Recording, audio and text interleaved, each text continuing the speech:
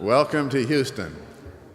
On behalf of the Larry Durker chapter and the Rogers Hornsby chapter, we welcome you to SABR 44. My name is Bob Dorrill. It's our pleasure to host this event for SABR, and we want to make this convention as memorable and educational as possible. We even have a few surprises in store. If you have any questions, feel free to talk to any of us who are in the orange shirts, and we'll be glad to do what we can to help you. And please don't forget to go by our silent auction table, which is outside, and there's some wonderful things, including the opportunity to throw out the first pitch at the game on Saturday.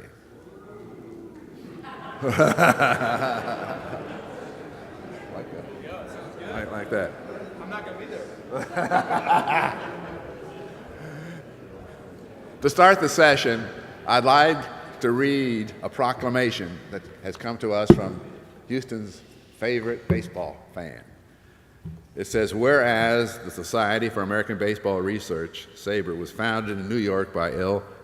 Robert Davids, who gathered 15 other baseball researchers at the National Baseball Hall of Fame to form the organization in 1971. SABR is an international organization devoted to the preservation of all things baseball, with more than 6,000 members worldwide. Whereas baseball has played a big role in the development of Houston area that goes back before the Civil War, where we had many teams made up of amateur teams, professional teams, Negro League teams, women in baseball, and youth players. Houston also has many stadiums, which some of you will see on the bus tour on Sunday, going far back as the Houston Academy grounds, Scott Street Park, East End Park, West End Park, Colt Stadium, the Astrodome, and of course now Minute Maid Park. Houston has also helped develop many baseball stars who have played here. Tris Speaker, Jim Bottomley, Chuck Hafey, Dizzy Dean, Joe Medwick, Walter Alston, Earl Weaver, Enos Slaughter, Billy Williams. And whereas on July 30th to August 3rd, 2014, SABR will host its 44th annual convention at the Royal Sonesta Hotel here in Houston with more than 550 members of SABR in attendance. The City of Houston congratulates the Society for American Baseball Research for its commitment in preserving the sport of baseball and extends best wishes for the rewarding event. Therefore, I, Anise T. Parker, Mayor of the City of Houston, hereby proclaim July 30th to August 3rd, 2014 as Society for American Baseball Research Days in Houston, Texas.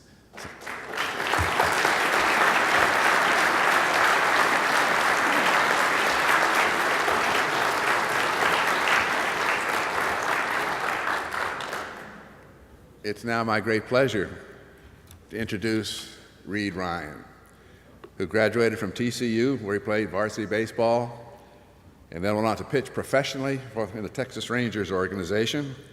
When his playing career ended, Reid decided he wanted to remain in the sport that he's been associated with all his life. Soon afterward, he became the founder and chief executive officer of the AAA Round Rock Express, starting with building the stadium, and he also developed the Corpus Christi Hooks, a AA affiliate of the Houston Astros. 15 months ago, Reid agreed to become the president of baseball operations for the Houston Astros, and while he still has a few challenges, I can tell you he is making a difference in the way we feel about the team and the way we attend the games. As a season ticket holder, I'm proud to say Reid takes a great interest in all of us, and we welcome you to the stage. Reid Ryan.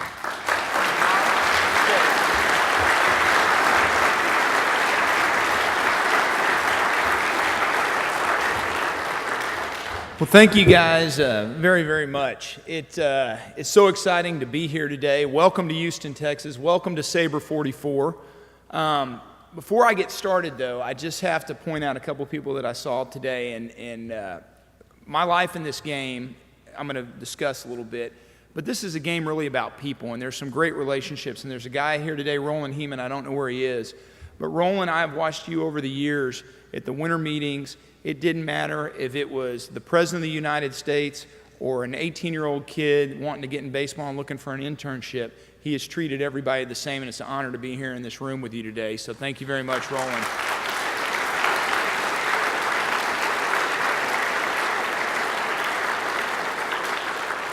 And the other person is Tal Smith. Tal's over there. I visited with Tal earlier. Tal is the Houston Astros. He has been with this organization for so very, very long, was very instrumental in all the success that this organization had, and is a guy that has truly cared about the game of baseball. And our organization here is full of a rich history. We were discussing it earlier. One of my goals is to bring that history out as we're here. And I always look at the game where it was in the past and where it was today.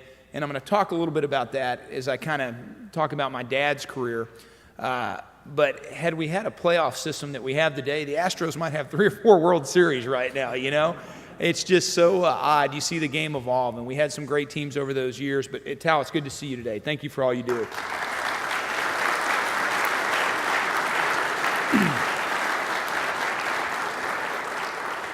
So here's what I'm going to talk about a little bit. I'm going to talk a little bit about baseball, the state of Texas, and the Ryan family. So just put on your seatbelts. I'm going to give you a little bit of the insights to what it's like to have grown up as Nolan Ryan's son, grown up with some of the legends of this game, and how it kind of influenced me in my own career and led to a career in baseball. But before I do that, I really have to say, SABR, the members of SABR, the 6,000 members of SABR across the United States, you guys are the keepers of this great game of baseball. You folks are the ones that are the core of the baseball fans. And it's great to see so many people coming out here today, and I always enjoy these events. And I just want to say thank you for what you do, because it takes all of us in this game of baseball to keep it growing, to keep people excited, and I'm an honor to be here today. So my life really has been about baseball. I was born in this game. I tell a lot of folks I was really, born in the clubhouse. I was actually born in 1971, about a month before my dad got traded from the New York Mets to the California Angels. And for those of you that know my dad's career, his time with the Mets was pretty up and down. He didn't have a lot of consistency. He showed some flashes of brilliance along the way, was able to get to be a part of a World Series championship team with the New York Mets. But he had this commitment to the Army that not a lot of people know about. He was in the Army Reserves. The Mets came to him and said, hey, the Vietnam War's going on, and we think you guys can get in the reserves and you'll still be able to play. And so he was going to Fort Hood, Fort Leonard Wood, and he was just constantly, gone. And you talk about how baseball's changed. Today, Mark Appel threw last night for us. He was our first pick in the draft last year and made his first start in Corpus, went 5 innings. And I think, between our AA pitching coach, our A-ball pitching coach, our roving pitching coordinator, he worked with Brent Strom, our major league pitching coach. I asked my dad, I said, hey, when was one of the first times you ever had a pitching coach? He said, I never had a pitching coach until I got to the major leagues with the Mets. I mean, how things have changed, So he was trial and error, go to the Army, come back, trial and error. So obviously you can see why he struggled during that time. But what I'm going to talk about is really some of the stories from those days, some of the life lessons I learned along the way, and then how I've used those with my own career. So 1971, my dad goes over to the Angels, and my first memories of baseball, or of the Angels, really in Palm Springs. The Angels had a really odd spring training setup. They went to a place, Hopeville, somewhere in Arizona, and they were like in an Army barracks. And they worked out for like 3 weeks, and then they went to Palm Springs and they played their games at Gene Autry Stadium. And my first memories were being in the stadium of Gene Autry Stadium after the game, popping wax cups. And I don't know if you guys remember the wax cups. There were no plastic cups. And after the game, you'd just set them up and you'd walk up and stomp on those wax cups and pop them. But it was really an awesome time to be with the Angels. This was the 70s. Some of the influences I had on my life, a guy named Jimmy Reese, who was a longtime coach. I don't know if anybody here ever had the honor of meeting Jimmy Reese, one of the great people of the game. He was a bat boy for the Yankees. He played for the Yankees in the major leagues, and he was a coach forever. He was known for being a prolific fungo hitter, and he would take a normal bat and he would cut it in half right down the middle so it was like a plank, and he would hit fungos with it, and lived into his 90s and was just a wonderful person. But having Jimmy Reese or Don Baylor, Rod Carew, Frank Robinson, Bobby Grich, Dave LaRoche, Sandy Alomar, I mean, these were some of the guys that were influences on me as a young kid. And of course, Gene Autry, who was one of my dad's favorite owners. And my dad grew up as a big Gene Autry fan. And every spring in Palm Springs, Gene Autry would have a party for all the sponsors and the players and the wives. And his real-life sidekick was Gene Buttram, who was the same guy that was in the movies with him. They were actually boyhood friends, and then he just said, well, come on, be in the movies with me. And he became his sidekick in the movies. And my dad said whenever Gene showed up, the drinking started, and it didn't stop. And my dad's favorite Gene Autry story was they had this dinner. And so Gene kicks off the dinner, and everybody's seated at the dinner, and it's 1,000 people or whatever. And he said Gene had been drinking all day. And he got up and he said, looking out across this beautiful ballroom tonight, seeing all you ladies so dressed up in your finery, reminds me of a beautiful rose garden. And of course, everybody kind of smiles, and the ladies are all looking at each other. And he said, but like any rose garden, like in any rose garden, it's full of weeds, and you know who you are. And he said all the ladies started looking at each other, and they're trying to figure out who he's talking about, and he just walked off. So that was my dad. That was my dad's favorite story of Gene Autry. But those years in Anaheim were just so exciting for me. As a young kid growing up, I got to see, my dad had 4 no-hitters. He had 383 strikeouts in one season. He also had many games that he threw over 200 pitches in a game. You got to walk a lot of people to do that, but something that a manager, GM would all get fired if a guy threw 200 pitches in a game, and that was on 4 days rest back then. They were fun times. They were really fun times, and it really came to a pinnacle in 1979. 79 was a really interesting year for me. I actually got run over by a car. My dad was playing in Boston. I was out in the front yard, and I was run over by a car, and I lost a kidney and a spleen, and I broke my leg, and I spent 10 weeks in the hospital. And a lot of my dad's teammates came to see me in the hospital. And one guy that my dad had a real connection with, because he was a Texan, was Don Baylor.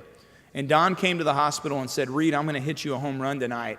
And he actually did. And I have the story from the Orange County Register and the Ball that he actually hit me a home run. So there's not a lot of people in life that say a major leaguer came to see him in the hospital, promised a home run, and actually came through with it.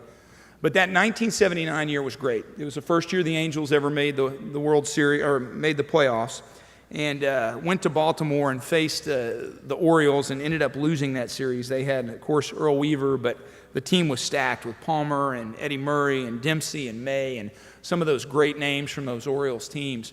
But something that is burned into my memory was getting to go with my dad on this trip, getting to be on the field before the game, and after the loss and being knocked out of the playoffs, riding back to the hotel on the bus, and just the quiet and the stillness of a team that had worked so hard, so long for something, yet came up short. And then the surreal nature of a few days later being back in Alvin in our house and watching, the We Are family, Willie Stargell, Bill Matlock, Pirates win the World Series. And it just sunk in how special this game can be, how it can bring a community together, and just how hard it is to win a World Series with so many talented players. That offseason was a very interesting year. 1980 was a big year in our family's life, and Tal and the Astros brought my dad back to Houston. He obviously became the first $1 million player and had all the notoriety and media attention that came with that. And forever growing up in Alvin, we had our life in California, and then we'd come back home, and it was just kind of Nolan and the Ryans, and we lived in a town south of Houston. But what strikes me is one of the weirdest things was that right after he signed, the town had a parade and a pep rally for my dad. It was just really, really weird, and people started kind of looking at us and treating us a little bit different. But it was such a fun year in 1980 to see the Astros go to the playoffs for the first time ever, and to be in that situation of Game 5 against the Phillies. My dad to have the ball, to have a lead, and ended up losing that game in 10 innings. It's still to this day the toughest loss that our family's ever been a part of, and that my dad had as a player. But it was like I said, just like 1979, it energized the city. People really came out of the woodwork. When you've had the Astrodome, as big as it was, filled with so many people, I tell folks, if you haven't ever been a part of a playoff experience like that, it just can change your life. It's a feeling that you want to have again. You can't wait to get back, and you can't buy it. It's got to be earned. And so that really kind of instilled a desire, even in an early age, to want to be involved in this game. And those Astros teams were special. And a lot of these folks still work with us today. Jose Cruz, Alan Ashby, Craig Reynolds, Terry Poole, Enos Cabell, Mike Scott, Dave Smith. I wrote down some of the names that were with this club, not just in 80, but kind of over the 80s. Bob Nepper, Kevin Bass, Glenn Davis, Denny Walling, Billy Hatcher, Art Howe. There was a group of guys that the Astros put together that pretty much stayed together for a decade. A few came and went over the years. Some left and came back. But it was just a great team. It became my team. It became my guys. And when I look at my role today with the Astros, that's what we want to do. We want to make emotional connections with the fans, and we want to win. And we know it takes a little bit of luck. You got to have a lot of things go your way. But we're really looking for that next core group of players that we can hang our hat on for a decade. And in 1986, it was just a tremendous year. The series with the Mets, I watched the other day on ESPN. Or MLB Network, they had some of the guys there. They had, Bob Nepper was on there with Orozco and some of the guys talking about the series. It was great if you got to see it. But getting to be a part of that was really, really special. But for me, the highlight was the 3 games that ended up going against the Giants there at the end of the season when Jim Deshaies struck out however many he did to start the game. I think it was 8 batters in a row to start the game. And then my dad threw a one-hitter, and then the next day Mike Scott threw the perfect game. And getting to be there for that perfect game, clinching the playoffs, I don't know if there'll ever be anything that exciting and magical in a clinching environment ever again, but it was very, very special.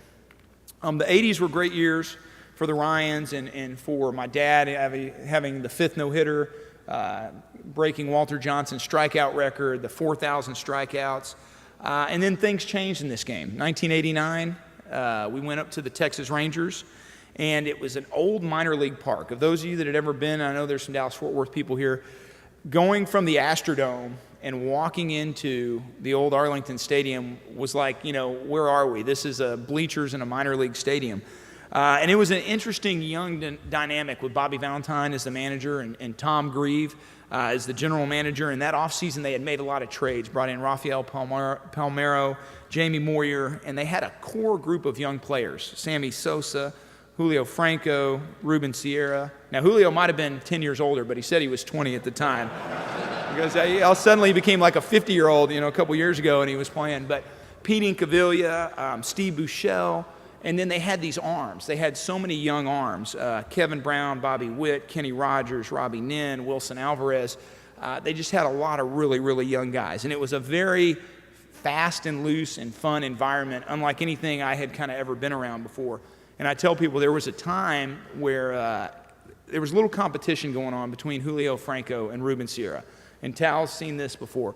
Julio would go out and get some kind of sports car that was purple with more ground effects and stuff that you've ever seen, and then Ruben would come in and top him. So this thing just kind of went back and forth. Well, so one day at stretch, Julio Franco shows up with 2 tigers. He had bought literally 2 baby tigers, and he's walking around with them on leashes out on the field while everybody's stretching. So Ruben Sierra went out and got a wolf the next day.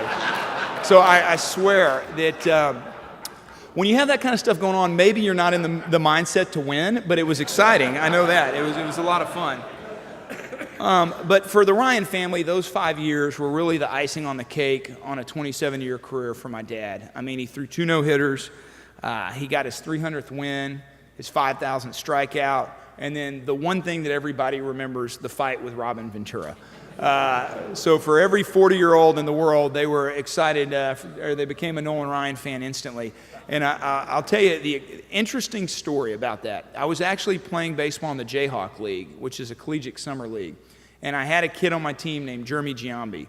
And we had an off day that day. And Jeremy Giambi, the guy that didn't slide it home, that Jeremy Giambi, he and I drove from Kansas all the way to Arlington. And the way we timed it, we thought, oh, yeah, we'll get there a little bit before the game. We'll go out on the field. Well, traffic jammed us up. And literally, we walked in 2 pitches before the fight happened. And I could not believe it. And I always tell people, had one person run out on the field, I think it would have been 20,000 out fighting the White Sox that day. But those are fun times. Those are very, very fun times. But obviously, as you can tell, baseball has had a tremendous impact on my life. And I was fortunate enough that I was a player as well. And one of the neat things about my life in this game of baseball is that I've literally touched every level of baseball in the state of Texas. From high school baseball, having played, but then more importantly, in my time in Round Rock in the minor leagues, bringing the state tournament, the UIL, which is the state of Texas championship, and making it better. We brought it to Dell Diamond. We got Fox to put it on TV. Now all the games are on TV. We really raised the profile of high school baseball. I have deep connections in the high school baseball ranks. College baseball, I actually played at the University of Texas, and then I played at TCU. And a lot of my friends are college baseball coaches. We started one of the first ever tournaments in Texas at Dell Diamond, which we took to Corpus Christi. The Astros followed with a college classic, and now I get to oversee that. So I've got deep connections with college baseball, and then obviously the minor leagues and the major leagues. So I care about this game in the state. So it was very, very fun times for me to get to sort of go out on my own career. And I went to the University of Texas on a baseball scholarship and actually watched my dad's 6th no-hitter, or 7th no-hitter, on TV with a guy named Brooks Kieschnick, who ended up becoming a 2-time Golden Spikes award winner. He and I were roommates, and it's a memory that he and I will always have. But after a year at the University of Texas, I didn't play a whole lot. We were a part of a Southwest Conference championship, and anytime you can be on a championship team, you just have to enjoy every moment of it because they are so rare. But we did something very fun that year. We had a promotion called Ryan versus Ryan. And my dad and the Texas Rangers came to the University of Texas and played the Longhorns in an exhibition game. And it was sold out, and it was one of those special memories that Coach Gus, who's a legendary coach in the state of Texas in college baseball, he had his basically 2-3 pitchers and his 8 guys, and he'd carry 50 other guys, but you weren't playing. He had his core. It didn't matter if you were up 30. He was going to play these guys, and he played every game to win like it was the last game of his life. But that night, he let everybody on the roster play. And there was a guy we had from Houston named Maury Fogel, and Maury was a walk-on. And every year, Coach Gus would give this speech because the University of Texas is 60,000 students. And he would say, anybody that can walk on this team, it's wide open. And if you do well in the fall, you will make this team and you will play. I think Maury hit 500 in the fall. He never played in 4 years at the University of Texas, okay? And he was on the team. But Maury got to play this game. And so Maury had an at-bat against Nolan Ryan. And strike 1, strike 2, he struck out 3 pitches. Looking at this day, I see Maury go, why did you never swing, my man? My God, it was your only time, you know?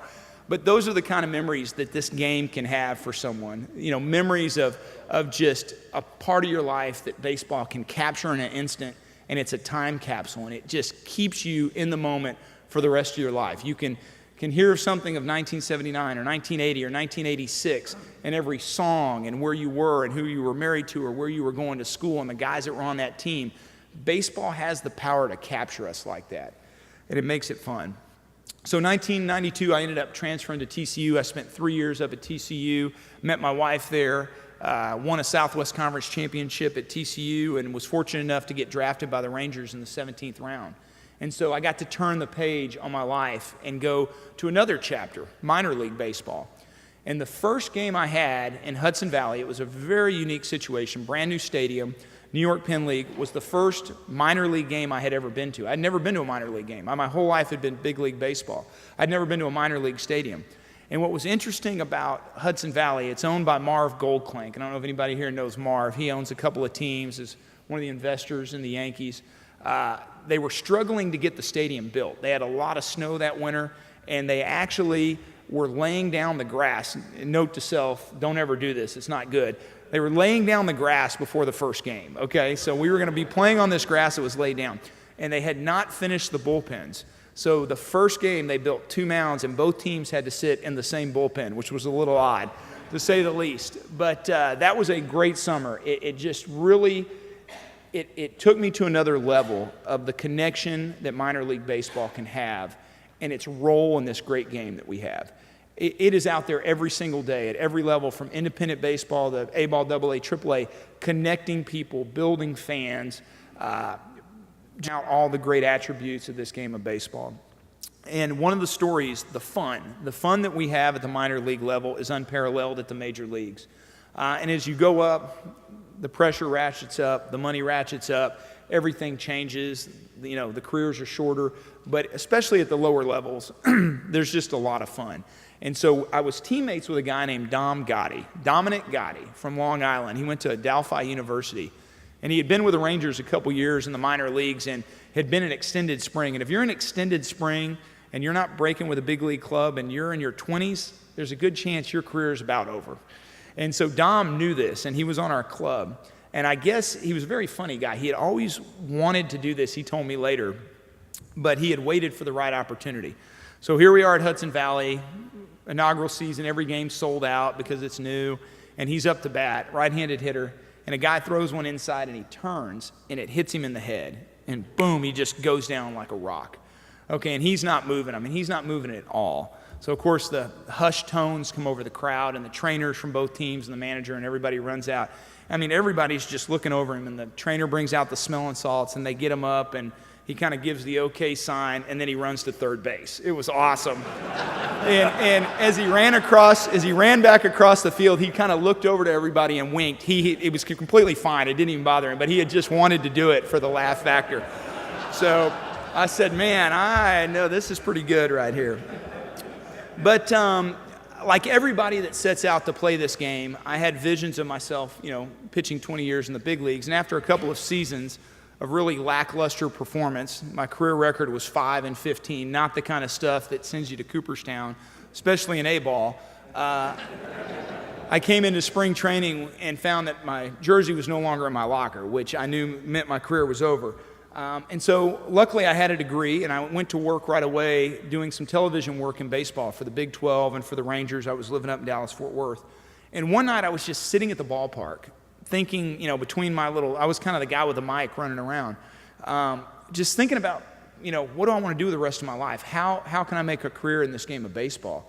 And my time in Austin kind of came into my head about what a great baseball town Austin was, and kind of my time of the minor leagues, how much fun it is, and how the minor leagues really had not grown. There was a team in El Paso, there was a team in Midland, and there was a team in San Antonio. And that was it for minor league baseball in the state of Texas. And this is in the late 90s.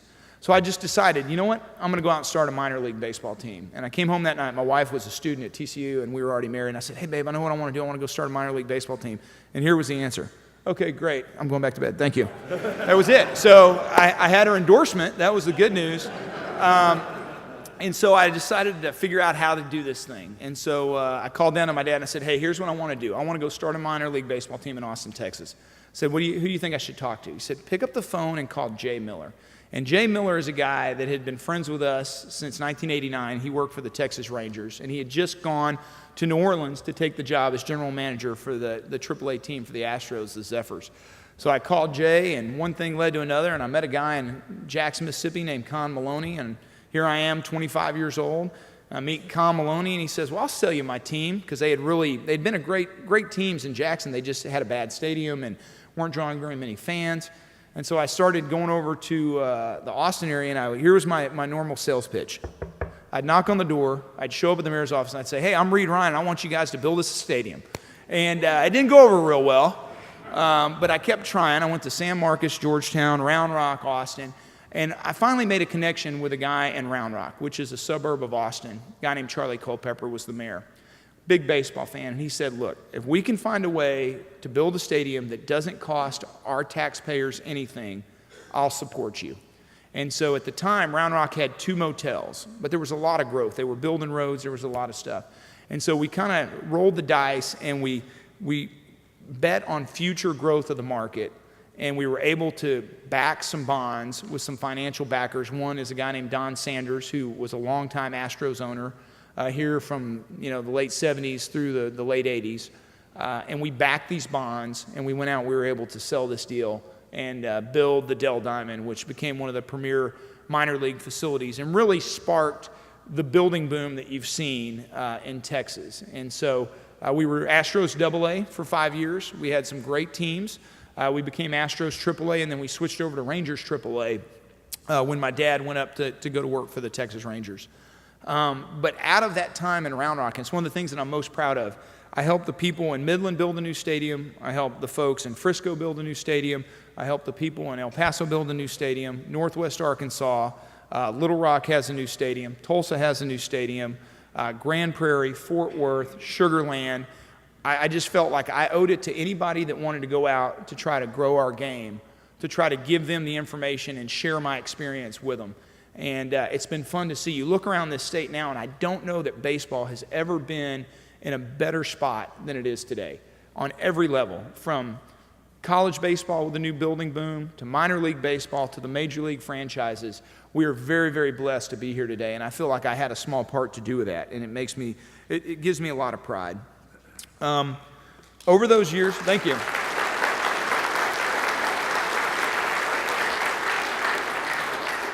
Over the years in Round Rock, my favorite stories, and people go, what level of minor league baseball do you like? I like them all. AAA is a little bit different than AA. People sometimes go, AAA, you got these bitter veterans, you got these guys. There's some truth to that. But AAA baseball, a lot of times guys see the end of their career, and they appreciate the little things that much more. At AA, you have a lot of guys that play hard, and in their minds, they're looking at the world through rose-colored glasses. They just think, it's just going to be a straight shot to being a Hall of Famer. And there's a naive nature to the guys that you have to appreciate as well. It makes it a lot of fun to be around them.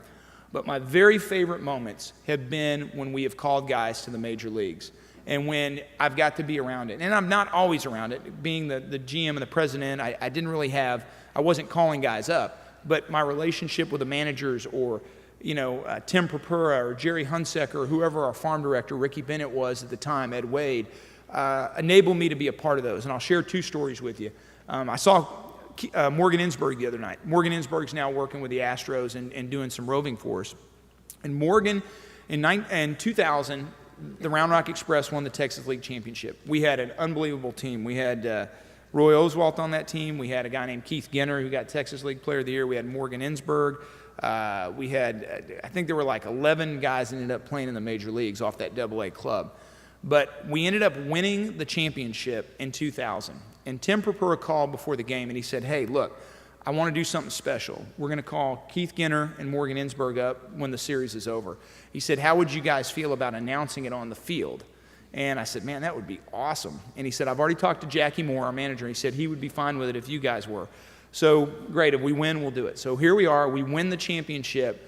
The team runs out on the field. They're pouring champagne, everyone's going nuts. And then Jackie Moore kind of looks up and gives the signal, and the announcer says, I'd like to have Keith Ginner and Morgan Ensberg go to home plate. I'm talking, there's 9,000 people, every person's in there.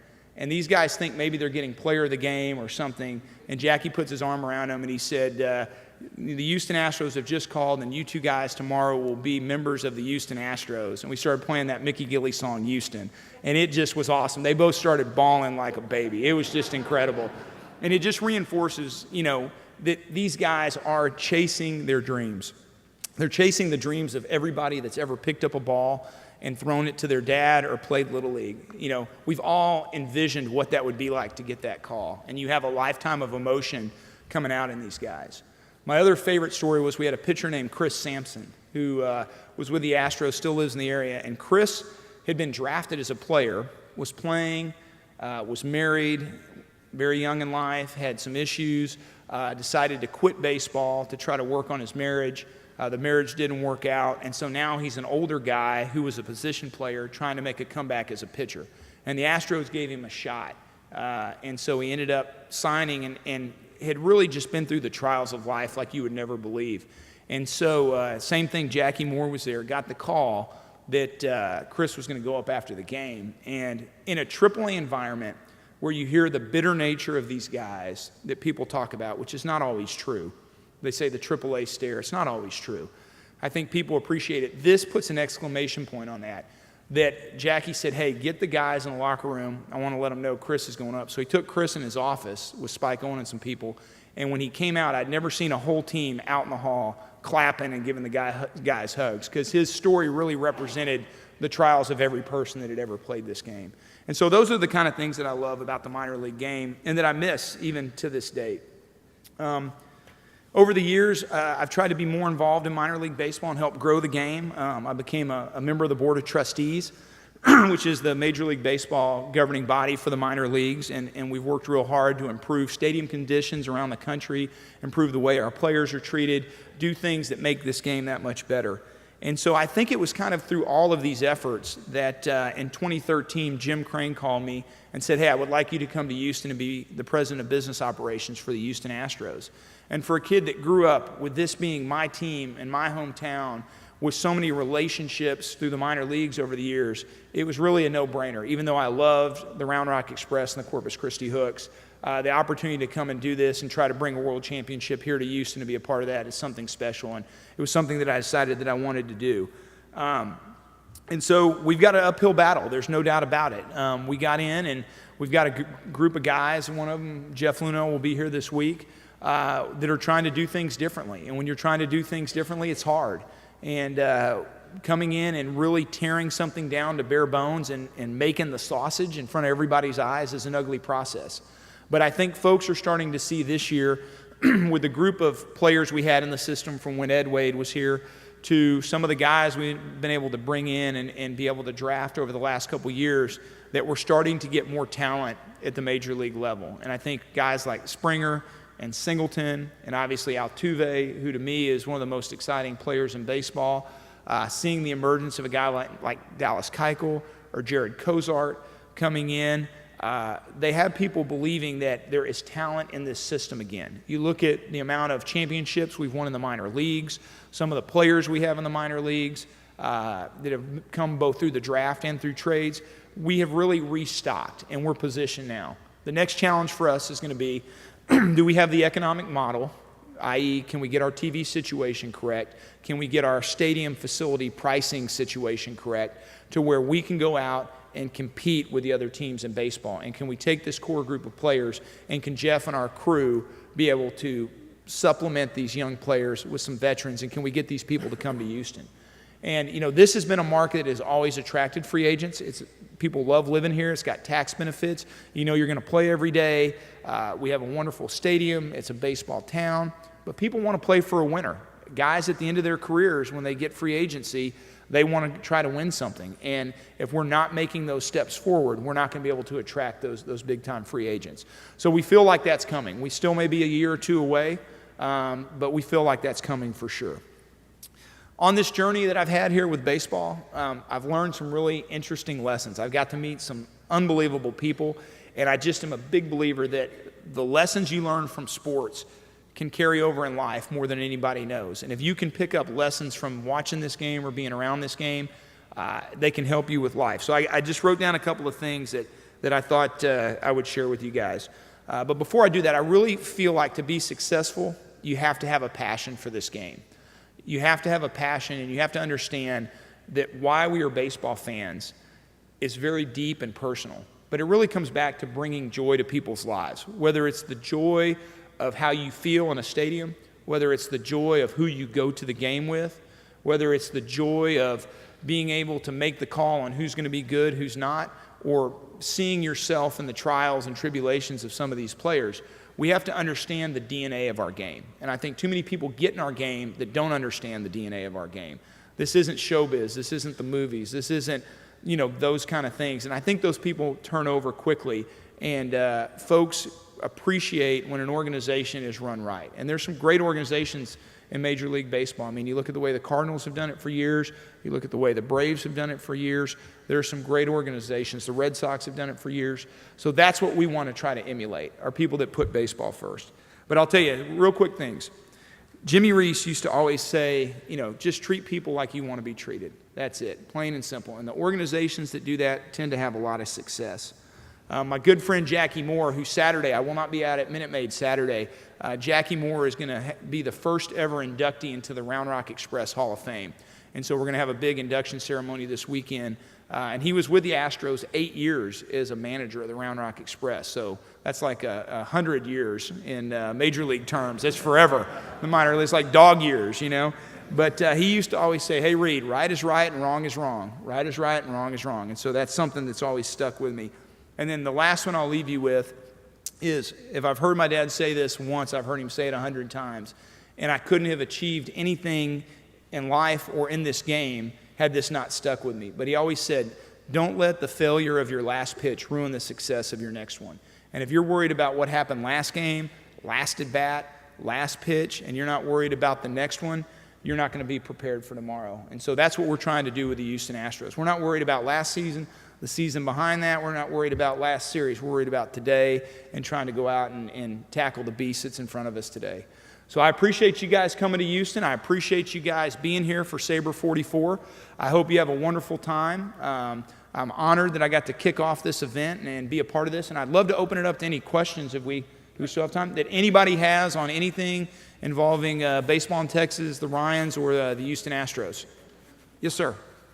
Will the American Association ever come back and split from the Pacific Coast League? So that's a great question.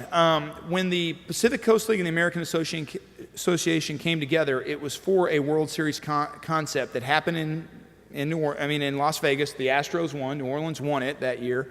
And people realized 7 days in Las Vegas, that's like a punishment, you know? I mean, that's not, you know, nobody had any money. Everybody was tired, and by the end, it was not a great scenario.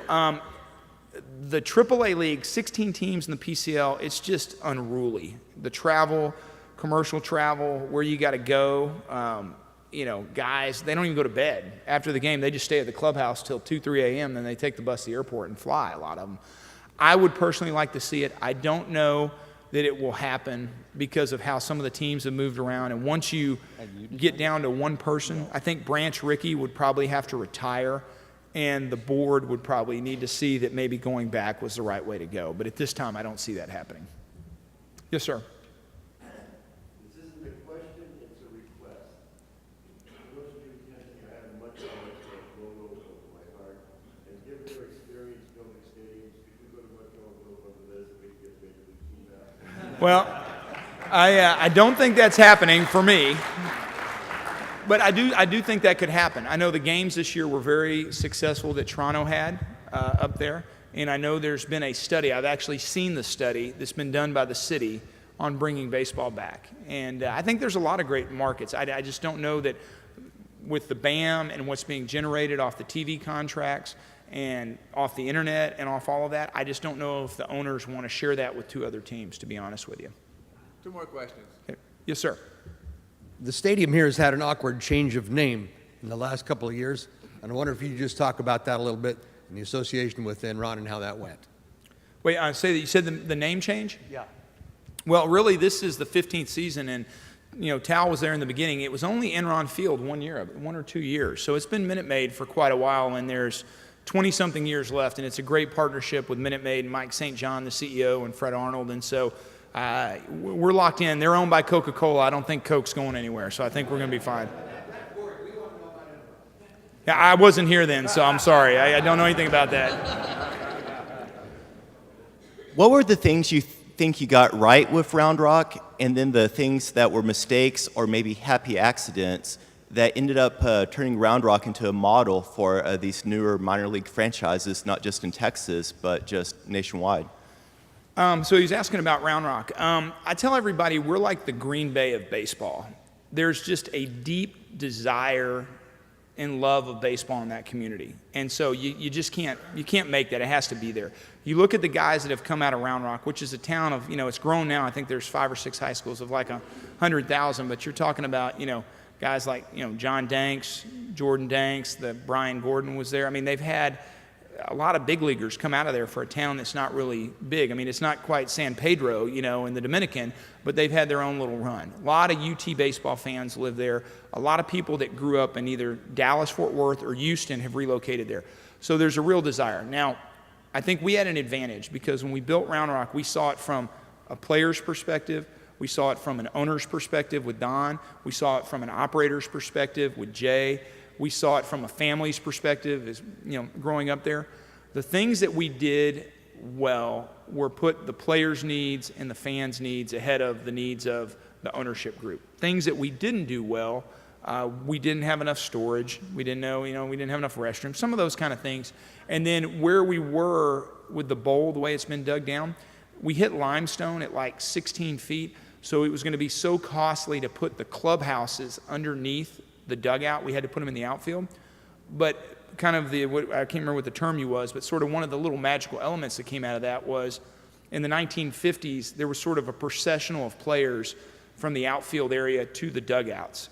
And so that interaction of fan and player happens every night in Round Rock because they all have to walk to left field and go up a set of stairs to get to the clubhouse. And that was one of those unintended consequences that has really made that a magical place. And then it's the people. We have great people that love the game. We only hire people that would be Sabre quality.